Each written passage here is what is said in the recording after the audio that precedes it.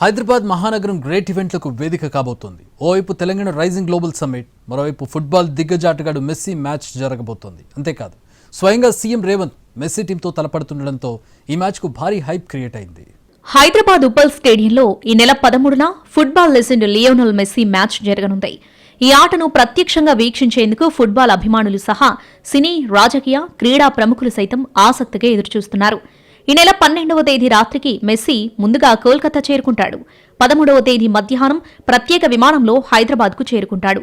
అతడితో పాటు 200 మందితో కూడిన సిబ్బంది బృందం హైదరాబాద్కు రానుంది. అదే రోజు రాత్రి 7 గంటల నుంచి 9 గంటల వరకు ఉప్పల్ స్టేడియంలో మెస్సీ మ్యాచ్ జరగనుంది. తొలుత ప్రముఖ రంగాల్లోని సెలబ్రిటీలతో ఎగ్జిబిషన్ మ్యాచ్ నిర్వహిస్తారు.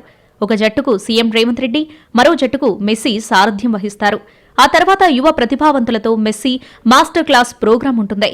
పిల్లలను ప్రోత్సహించేందుకు 25 నిమిషాల పాటు మెస్సీ సాకర్ క్యాంప్ నిర్వహించనున్నారు. అనంతరం పెనాల్టీ షూటౌట్ను మెస్సీ నిర్వహిస్తారు.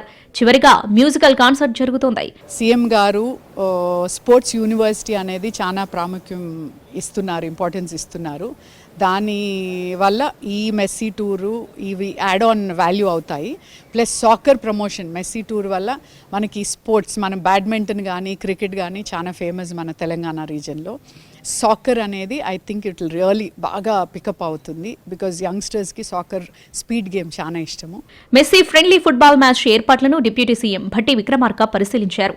భద్రతా ఏర్పాట్లను అడిగి తెలుసుకున్నారు. నిర్దేశించిన సమయం కంటే ముందే అభిమానులు స్టేడియంలోకి చేరుకోవాలని భట్టి సూచించారు. ఫ్రెండ్లీ మ్యాచ్ సందర్భంగా అన్ని రకాల వసతులు ఏర్పాటు చేసినట్లు డిప్యూటీ సీఎం తెలిపారు.